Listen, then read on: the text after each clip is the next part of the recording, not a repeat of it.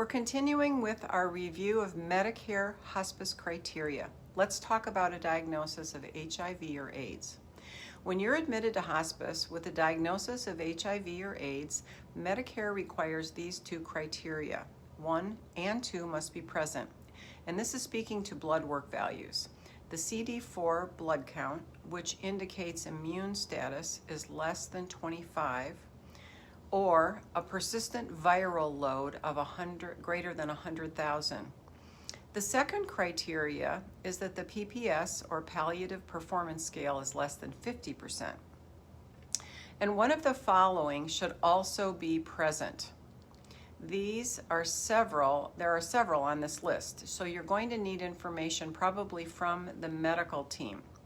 Central nervous system lymphoma, loss of at least 10% of body mass, Mycobacterium avium complex is present, progressive leukoencephalopathy, systemic lymphoma, visceral Kaposi sarcoma, renal dialysis with or no dialysis, cryptosporidium infection, toxoplasmosis.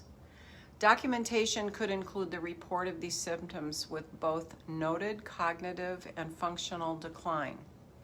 There may be chronic diarrhea for maybe even over a year, persistent serum albumin less than 2.5.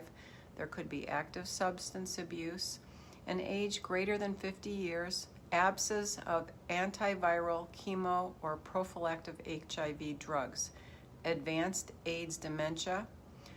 CHF is often problematic, and there can be advanced liver disease. We are so fortunate that the AIDS epidemic has diminished. So generally, you may not be as familiar with this diagnosis in your hospice care practice.